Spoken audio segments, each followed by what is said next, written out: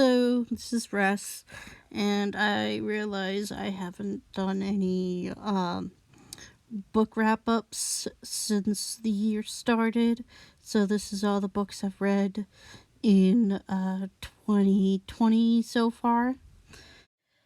First thing I read in January was Attack on Titan Colossal Edition Volume 1, which is regularly volumes 1 through 5 of the manga, and I rated them each volume 5 out of 5 stars.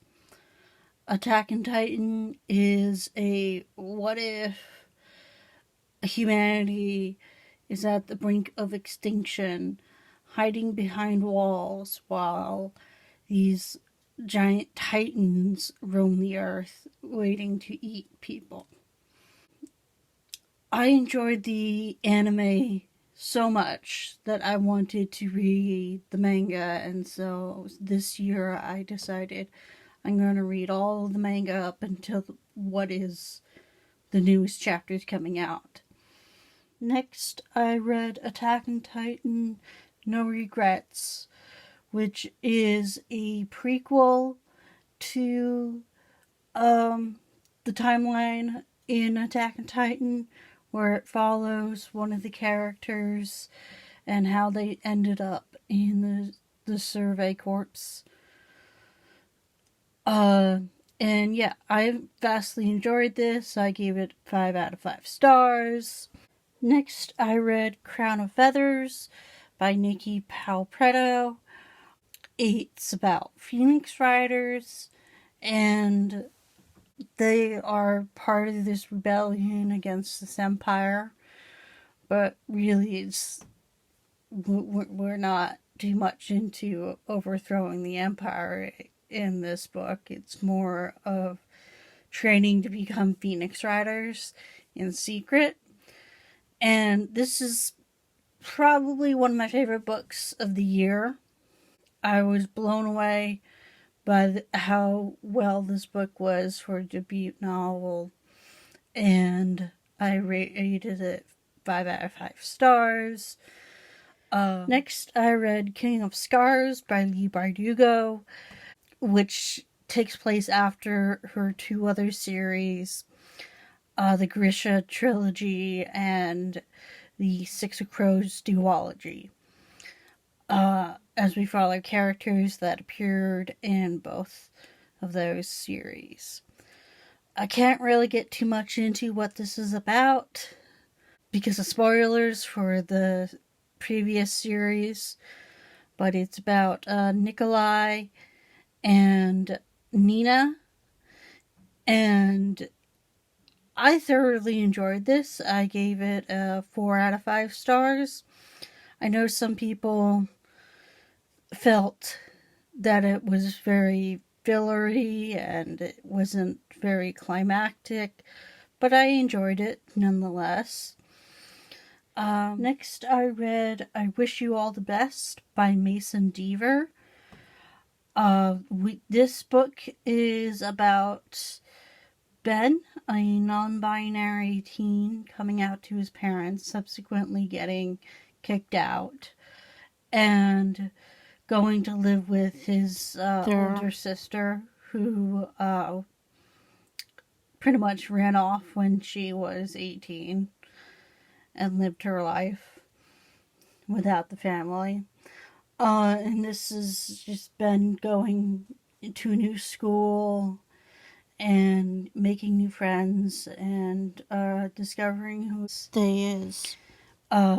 This is a great depiction of non-binary representation, which I'm glad we're getting more books on, as I myself am non-binary, so it really makes me happy to see that we are getting more non-binary characters in books. And I rated this a 4 out of 5 stars, and I can't wait to see what else Mason Deaver writes from here on out. Next, I read Openly Straight by Bill Konigsberg. Probably butchered that. But moving on. This follows a gay teen who moves to a boarding school and decides to live as a straight student because for all his life he's been openly gay, and he has wondered how it would feel to be one of the straight guys. This is a very interesting read. I gave it a 4 out of 5 stars. It really goes deep into how people treat others and how being straight or gay defines characters, and that it shows that there really shouldn't be stereotypes. But yeah, good book. Next, I read Geekerella by Ashley Poston. I rated it a 5 out of 5 stars. It is a Cinderella retelling. And it all centers around this con. And it is great geek representation, LGBT representation. All around a good book. Then I read the second book in Once Upon a Con, The Princess and the Fangirl, which I gave another 5 out of 5 stars. Another great fairy tale retelling revolving around geeks and a convention, and all around a fun read. And I'm anticipating for the next release on this series, which should be later this year. Then, starting with my February books, I read Girls of Paper and Fire by NATASHA NGAN. Probably butchered that name. Anyway, I fell in love with the writing style of this book. I love the story. So I ended up giving it 5 out of 5 stars. It's about this girl who gets pretty much forced into becoming a concubine to the Demon King, and she's very against it, and it's all about her struggles, and in the end she finds someone to love. There is a female romance in it, which is written very nicely. And yeah, overall, an excellent book. The next book in February I read was City of Bones by Cassandra Clare, first in the Shadowhunters series. I had never read any of the Shadowhunter books growing up, and since joining BookTube and seeing how beloved the series and author is, I decided to start reading all of Cassandra Clare's books. So I started with City of Bones, which I don't think I need to really give a description because it's so widely known. I ended up giving it a 4 out of 5 stars. I enjoyed it. I probably will reread it as I listen to it on audiobook. But yeah, to me, it was a pretty good book for the time that it was coming out in. So I'm curious to see how all the rest of her books stack up for me. Next, I read City of Ashes, which is the second book in the Mortal Instruments series and the Shadowhunter books. I gave it 4 out of 5 stars. Another decent book that I wouldn't mind rereading.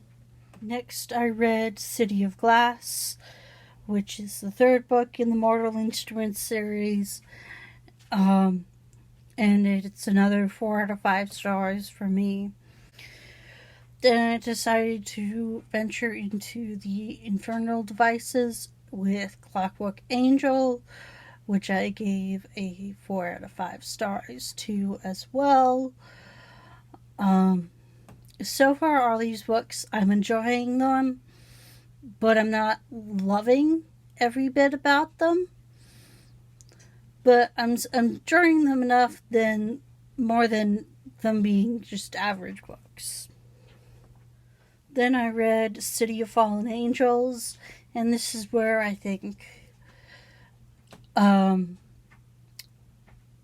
my enjoyment of it slows down, as I gave this book a 3 out of 5 stars. I found this book to be very predictable, and I foresaw some of the twists and some of the turns I didn't quite like. And then in March, I read Theft of Swords by Michael J. Sullivan, book 1 in the Rariera Revelations. This was a reread for me, as I wanted to read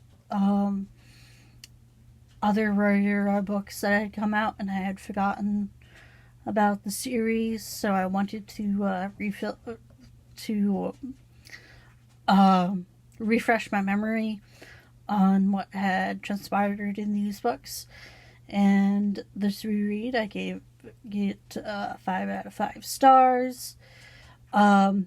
This the series starts off with two thieves for hire who gets falsely accused of murdering the king, and they end up going on an adventure with the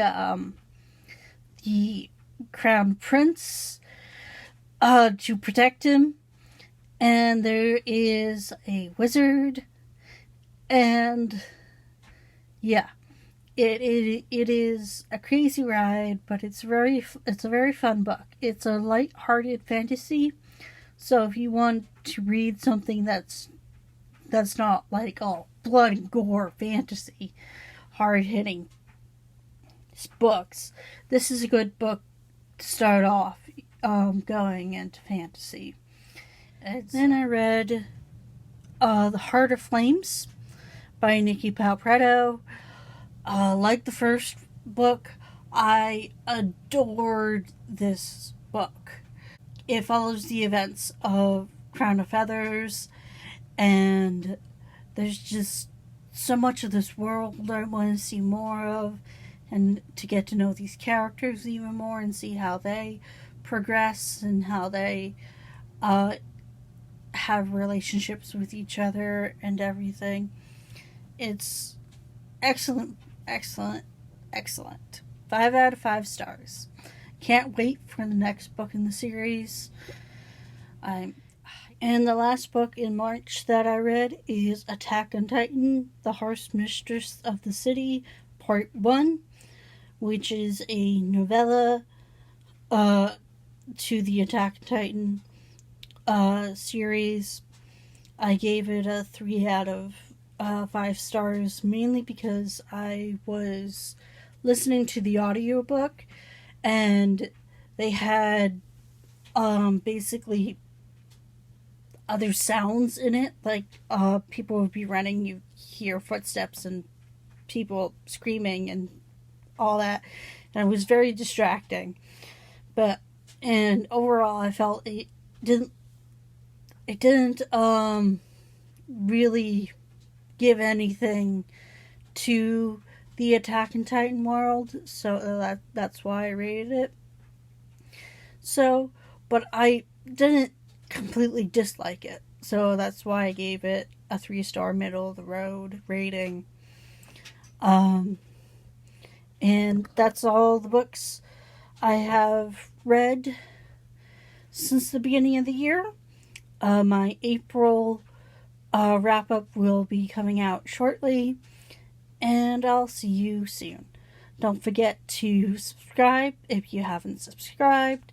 Hit the like button, and comment down below if you've read any of these books or are interested in reading any of these books. Bye for now.